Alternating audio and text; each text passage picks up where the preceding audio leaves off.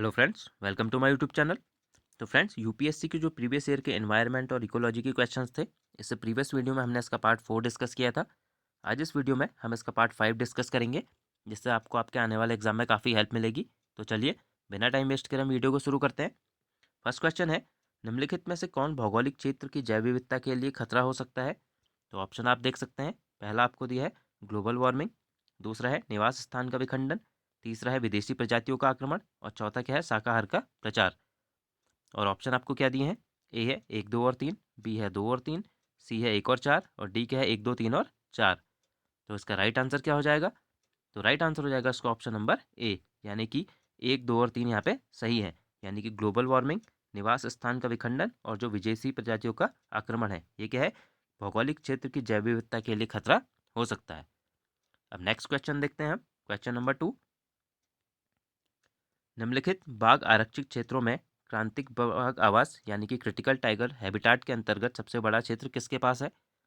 तो ऑप्शन आप देख सकते हैं। ए है कॉर्बेट, बी है रणथंभौर, सी है नागार्जुन सागर सीसैलम और डी क्या है, सुंदरबन।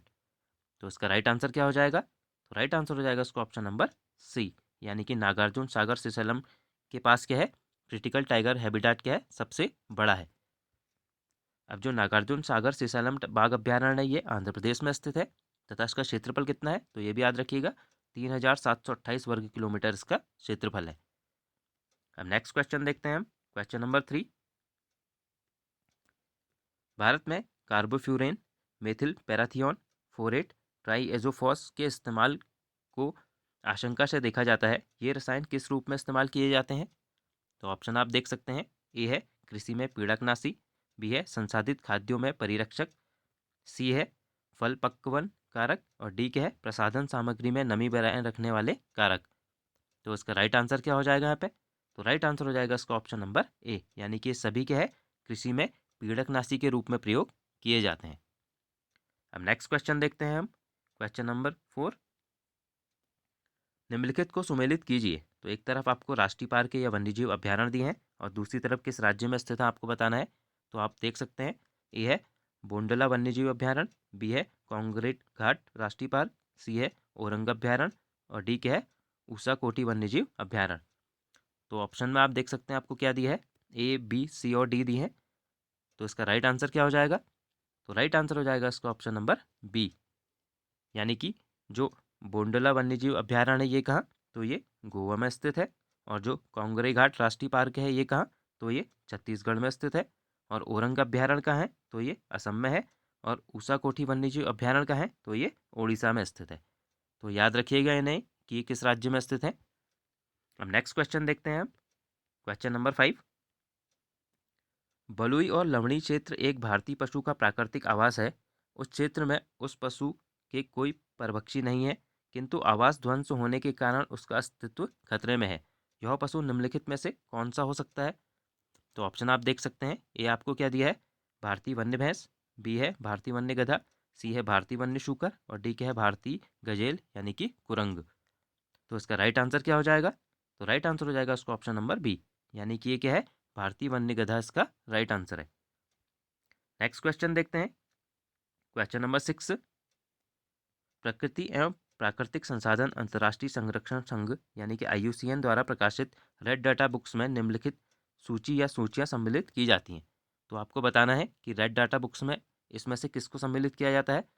तो पहला आपको दिया है जीव विविधता के प्रखर स्थलों यानी कि हॉटस्पॉट में विद्यमान स्थानिक पौधों और पशु जातियों की सूची, दूसरा है संकटग्रस्त पौधों और पशु जातियों की सूची, तीसरा है विभिन्न देशों में प्रकृति एवं प्राकृतिक संसाधन संरक्षण हेतु संरक्षित स्थलों की सूची।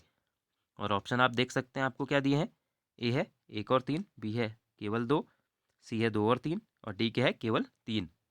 तो इसका राइट आंसर क्या हो जाएगा यहाँ पे? तो राइट आंसर हो जाएगा इसका ऑप्शन नंबर बी, यानी कि केवल 2 इसका सही आंसर हो जाएगा। यानी कि जो IUCN की रेड डाटा बुक्स है, उसमें संकटग्रस्त पौधों और पशु जातियों की सूची शामिल की जाती है। अब जो IUCN है, इसकी स्थापना कब हुई थी, तो ये भी याद रखिएगा। इसकी स्थापना 1948 में हुई थी और इसका मुख्यालय कहाँ है, तो ग्लांड स्विट्जरलैंड में इसका मुख्यालय है। तो ये फैक्ट भी यहाँ से आपको याद रखने हैं, ये भी एग्जाम में पूछे जाते हैं। अब नेक्स्ट क्वेश्चन देखते हैं हम। क्वेश्चन नंबर 7, निम्नलिखित कथनों में से कौन सा या कौन से सही हैं? तो पहला है टेक्सास वृक्ष हिमालय में प्राकृतिक रूप से पाया जाता है। दूसरा है टेक्सास वृक्ष रेड डाटा बुक्स में सूचीबद्ध है। और तीसरा क्या है, टेक्सास वृक्ष से टेक्सास नामक औषधि प्राप्त की जाती है जो पार्किंसन रोग के विरुद्ध प्रभावी है। तो ऑप्शन आप देख सकते हैं आपको क्या दिए हैं। ए है केवल एक, बी है एक और दो, सी है दो और तीन, और डी क्या है एक दो और तीन। तो इसका राइट आंसर क्या हो जाएगा? तो राइट आंसर हो जाएगा इसका ऑप्शन नंबर डी, यानी कि टेक्सास जो वृक्ष है इसके बारे में ये तीनों कथन क्या है यहाँ पे सही है। अब हम नेक्स्ट क्वेश्चन देखते हैं, क्वेश्चन नंबर 8। भारत में निम्नलिखित क्षेत्रों में से किस एक में मैंग्रोव वन, पर्णपाती वन और सदापर्णी वनों का संयोजन है? तो ऑप्शन आप देख सकते हैं आपको क्या दिया है। ए है उत्तरी तटीय आंध्र प्रदेश, बी है दक्षिण पश्चिम बंगाल, सी है दक्षिणी सौराष्ट्र, और डी क्या है अंडमान और निकोबार द्वीप समूह। तो इसका राइट आंसर क्या हो जाएगा यहाँ पे? तो राइट आंसर हो जाएगा इसका ऑप्शन नंबर डी, यानी कि जो मैंग्रोव वन, पर्णपाती वन और सदापर्णी वन है ये अंडमान और निकोबार द्वीप समूह में पाए जाते हैं। नेक्स्ट क्वेश्चन देखते हैं हम, क्वेश्चन नंबर 9। निम्नलिखित में से किसमें प्रवाल भित्तियां हैं? तो ऑप्शन आप देख सकते हैं। ए है अंडमान और निकोबार द्वीप समूह, बी है कच्छ की खाड़ी, सी है मन्नार की खाड़ी, और डी क्या है सुंदरवन। तो ऑप्शन आपको क्या दिया, आप ऑप्शन भी देख सकते हैं। ए है एक दो और तीन, बी है दो और चार, सी है एक और तीन, और डी क्या है एक दो तीन और चार। तो इसका राइट आंसर क्या हो जाएगा? तो राइट आंसर हो जाएगा इसका ऑप्शन नंबर ए, यानी कि जो अंडमान निकोबार द्वीप समूह है, कच्ची की खाड़ी और मन्नार की खाड़ी, इनमें क्या है प्रवाल भित्तियां पाई जाती हैं। अब नेक्स्ट क्वेश्चन देखते हैं हम, क्वेश्चन नंबर 10। कभी कभी समाचारों में आने वाली गौडगिल समिति रिपोर्ट और कस्तूरी रंगन समिति रिपोर्ट संबंधित है, तो किससे संबंधित है ये आपको बताना है। ए है संवैधानिक सुधारों से, बी है गंगा कार्य योजना से, सी है नदियों को जोड़ने से, और डी क्या है पश्चिमी घाटों के संरक्षण से। तो इसका राइट आंसर क्या हो जाएगा? तो राइट आंसर हो जाएगा इसका ऑप्शन नंबर डी, यानी कि जो गौडगिल समिति रिपोर्ट है और कस्तूरी रंगन समिति रिपोर्ट है, तो ये दोनों किससे पश्चिमी घाटों के संरक्षण से ये संबंधित है। तो फ्रेंड्स आज हमने जो यूपीएससी के प्रीवियस ईयर के एनवायरनमेंट और इकोलॉजी के क्वेश्चंस थे उनको डिस्कस किया। मिलते हैं हम नेक्स्ट वीडियो में। Thank you friends.